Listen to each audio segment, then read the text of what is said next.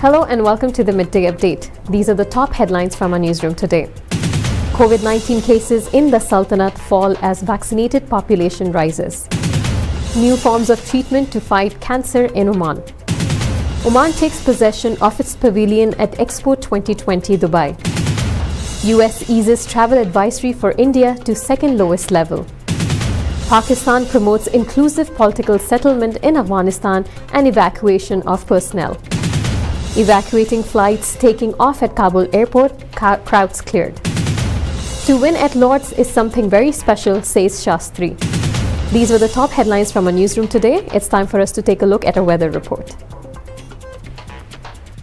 This is Maitha Shukeli with today's weather update. And right now, I'm reporting from inside the TFM studio in Al Khair. Before we move on to our weather update, here is our fact for today. Polar regions don't rain as much because the air is dry. For example, Antarctica is the world's largest desert. There is water there, but the precipitation is low. That is our fact for today. Now let's take a look at how the weather will be like in the Sultanate.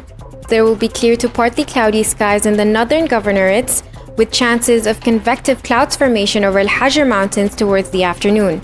In addition to that, there's also going to be clear to partly cloudy skies along the coastal areas of the Far and adjoining mountains with intermittent drizzle. There's also chances of late night to early morning low-level clouds or fog patches along the coastal areas of the Arabian Sea and Oman Sea coasts. Now let's move on and take a look at how the weather will be like in all the governorates. Muscat will be sunny, temperatures between 41 to 34 degrees Celsius. Musandam will be sunny, temperatures between 40 to 32 degrees Celsius. North Al Batana will be sunny, temperatures between 35 to 29 degrees Celsius. South Al Batana will be sunny, temperatures between 42 to 29 degrees Celsius. Al Buraimi will be sunny, temperatures between 46 to 33 degrees Celsius. Al Dhahira will be sunny, temperatures between 46 to 34 degrees Celsius. Al Dakhiliya will be sunny, temperatures between 45 to 29 degrees Celsius. North Al Sharqiyya will be sunny, temperatures between 43 to 28 degrees Celsius. South Al Sharqiyya will be sunny, temperatures between 42 to 30 degrees Celsius. Al Wusta will be sunny, temperatures between 45 to 27 degrees Celsius. And the Far will be sunny, temperatures between 28 to 24 degrees Celsius.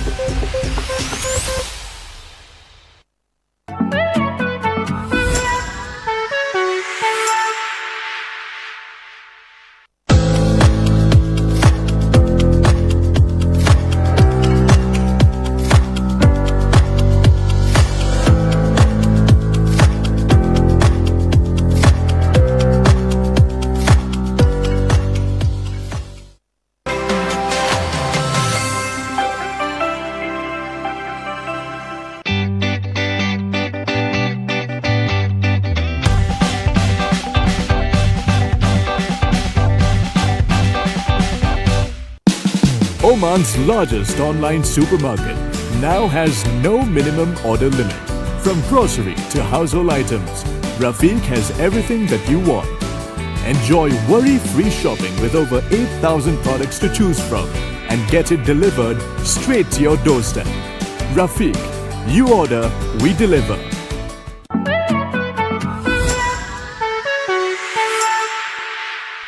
Welcome back to TTV. You're watching Midday Update. Now, before we get into the details of the local stories for today, let's see how the COVID-19 situation looks like in the Sultanate. The Ministry of Health has announced the registration of 8 new death cases due to coronavirus in Oman today. With this number, the total deaths now stands at 4,007. The health officials have also extended their deepest condolences to the families of the deceased. In addition to that, the Ministry of Health has also announced the registration of 173 new coronavirus cases in Oman today. With this, the total confirmed cases now stands at 300,581. And it also includes the total recoveries of 288,922 as well as total deaths of 4,007. In the last 24 hours, the Health Ministry has also recovered 220 recoveries. The Ministry of Health has urged all the citizens living in the Sultanate to follow the precautionary measures issued by the Supreme Committee and the Ministry of Health. And now from a local desk. More than 2.15 million people have been vaccinated against COVID-19 in Oman since launch of the National Immunization Campaign till 15th August, which is 61% of the targeted population. The Sultanate has also witnessed a remarkable decrease in the number of daily new infections of COVID-19 to less than 215, as well as in the number of deaths as a result of COVID-19 after a severe wave in the past 3 months. Speaking exclusively to the Times of Oman, Ibrahim Al-Maimani, social activist and data analyst, said, "Today we are optimistic as the number of new infections have come down to under 215, where 162 cases were recorded on Friday, 163 cases on Saturday, and 214 cases were recorded on Sunday, and we expect that the numbers will decrease further in the coming days." He added that the active cases reached 7,707 and the number of hospitalized patients decreased by 12 cases and the intensive care by 9 cases. Currently, the total number of inpatients in intensive care is 107 after we had 538 cases on 3rd of July 2021. He continued saying that the number of deaths during 3 days amounted to 19 over the weekend, and we note that the number of deaths on Thursday was 5 and on Friday also 5. This is a significant decrease in the number of deaths, and on Monday 6 deaths were recorded. He pointed out also about the most prominent statistical indicators during the last period in general, especially the last 5 months when the Sultanate experienced a difficult situation with a large number of infections. In 5 months, Oman recorded 155,000 infections at a rate of 1,000 infections per day. Al-Maimani said that in general the situation is much better in August.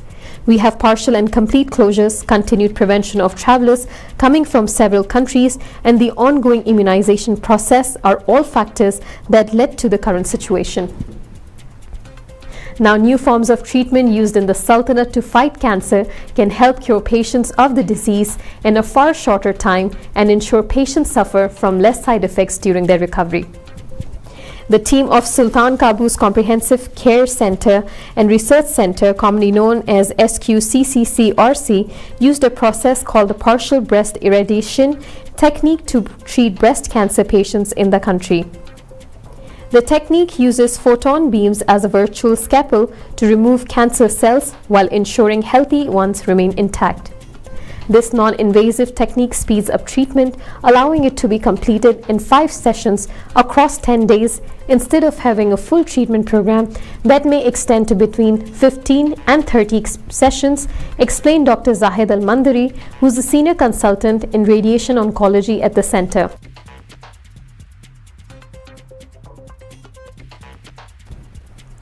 Al-Mandari, who is also a member at the Center's Operational Committee, added, "This technology is used only in the early stages of breast cancer. It also helps to reduce side effects significantly, with clinical results identical to a full course of treatment." Another treatment employed is the Hypo Sib Technique, with a patient at the center becoming the first to be treated in the manner at the center. Under this treatment, patients are provided both radiation and complement doses in the same session. This too helps reduce the sessions a patient requires to recover from cancer from 30 to 15 sessions. Adding to this, Dr. Iqbal Al-Amri, who's at the Department of Therapeutic Medical Physics, said such modern technologies require high accuracy in diagnosis and treating plan. The center has used cutting-edge devices and appropriately qualified staff to provide the highest levels of treatment and care for cancer patients.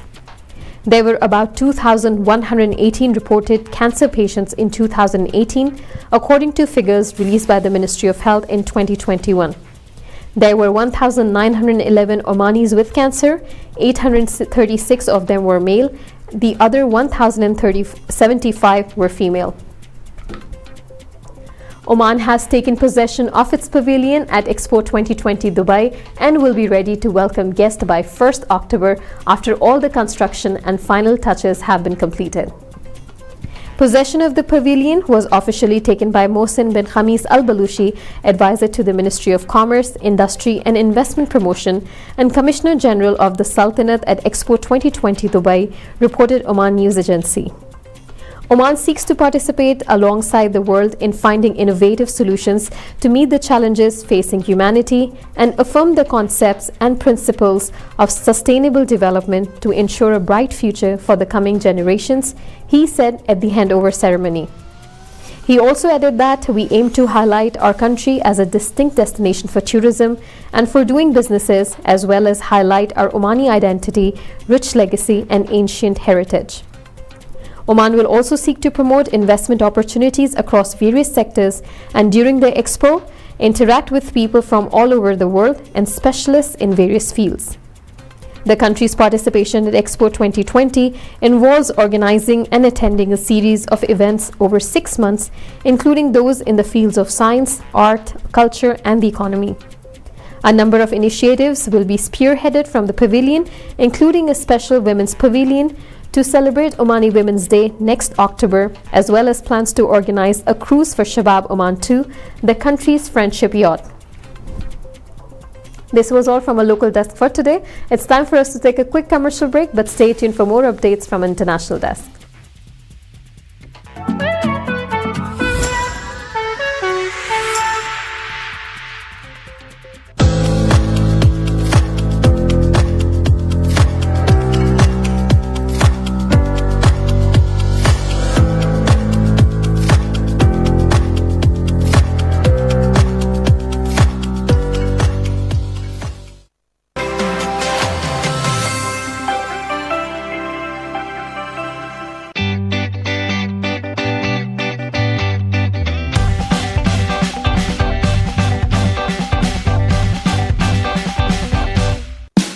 Oman's largest online supermarket now has no minimum order limit.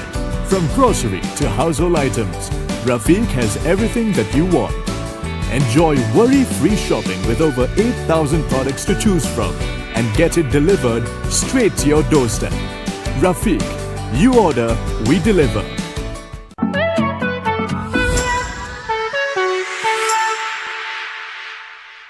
Welcome back to TTV, watching Midday Update. And now from International Desk. The US State Department on Monday has eased its travel advisories for India, taking it to its second lowest level, and the Centers for Disease Control and Prevention, commonly known as CDC, said that the South Asian nation now has a moderate level of COVID-19. The Centers for Disease Control and Prevention has issued a Level 2 travel health notice for India due to COVID-19, indicating a moderate level of COVID-19 in the country. Your risk of contracting COVID-19 and developing severe symptoms may be lower if you are fully vaccinated with an FDA-authorized vaccine. Before planning any international travel, please review the CDC's specific recommendations for vaccinated and unvaccinated travelers, the State Department said in a statement. The department also urged American citizens not to travel to Jammu and Kashmir except the eastern Ladakh region and its capital of Leh due to terrorism and civil unrest. They have also been advised not to travel within the India-Pakistan border due to the potential for armed conflict. Terrorist attacks and violent civil unrest are possible in the state of Jammu and Kashmir. Avoid all traveler to the state with the exception of visits to the eastern Ladakh region and its capital Leh, it said, adding India and Pakistan maintain a strong military presence on both sides of the border. In April, the US issued a Level 4 travel health notice for India as the country was reeling under the second wave of COVID-19. Pakistan is actively promoting an inclusive political settlement in Afghanistan and helping evacuate diplomats, representatives of international organizations, and others from Kabul, said Pakistan's UN Ambassador Munir Akram on Monday. Leaders of a number of political parties and groups in Afghanistan, representing all the multi-ethnic groups apart from the Pashtuns, were presented in Islamabad and met with the Pakistani leadership on Monday, he told reporters. They have promised to engage continuously with the Taliban and to try to evolve an inclusive Afghanistan government. Pakistan will work with them and with the Taliban representatives to advance this objective, the objective of an inclusive political government, which is important for durable peace and stability in Afghanistan, he said. Pakistan is also making efforts to facilitate the safe evacuation of diplomats, representatives of international organizations, and others from Afghanistan, said Akram. We are evacuating all diplomatic personnel who wish to evacuate and wish to come through Pakistan, all representatives of international agencies, who have requested or help in being evacuated, and all other personnel who feel that they are in danger. We would be willing to look at the possibility of taking them out. Whenever needed, arrangements will be made for issuing visas to such people on arrival in Pakistan, he said.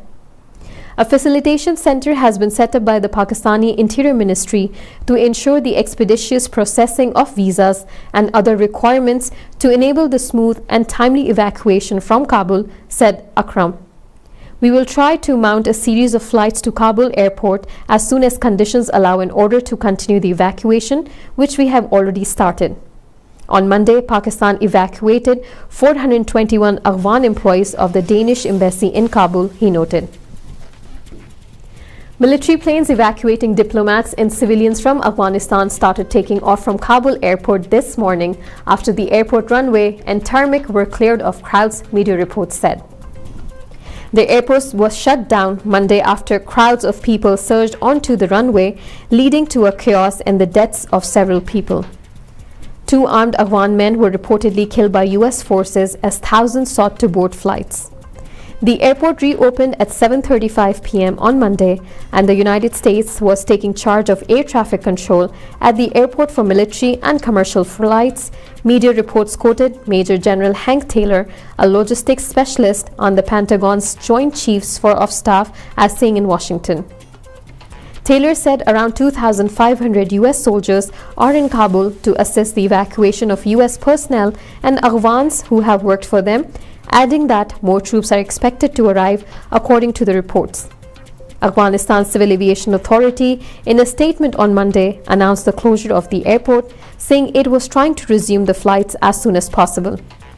The Taliban, in a statement on Monday, told Kabul residents that their lives and properties are safe and they can carry on their work. Once again, it's time for a quick commercial break, but stay tuned for more updates from our sports desk.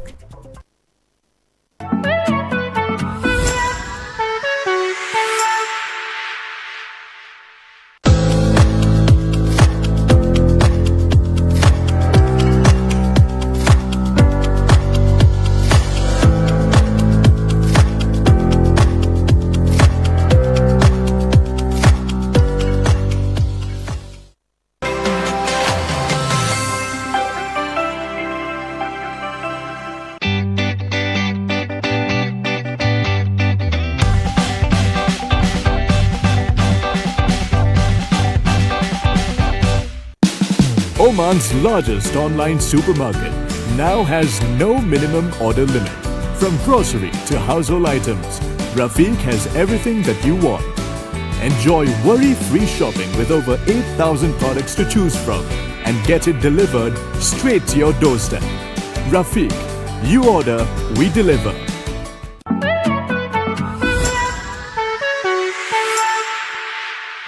Welcome back to TTV, watching Midday Update. And now from a sports desk. India head coach Ravi Shastri on Tuesday said that winning a match at Lord's Cricket Ground is very special. Shastri's comments came as Virat Kohli-led India registered a famous 151 run over England in the second test of the 5-match series on Monday. To win at home of cricket as a player and coach is something very special. Thanks a ton, guys, for making it happen. Enjoy the moment, Team India, tweeted Shastri. Talking about the win, India opener Rohit Sharma tweeted, "Every single one of us wanted this win. You could see it, you could feel it, and watching it play out was incredible." At the start of Day 5, England looked like the favourites to win the match. But Jasprit Bumrah and Mohammad Shami showed class with the bat, and then an epic bowling performance sealed the deal for the visitors. England battled hard, but their top-order failures led to their downfall, with the team being steamrolled for just 120 in the second innings, handing visitors a win by 151 runs. With this news, we have come to the end of the episode for today, but stay tuned as we'll be coming back live again tomorrow with more updates and latest news your way. Keep watching TTV. You've just heard the live feed from the TTV studios on TFM 95.4. Let's talk.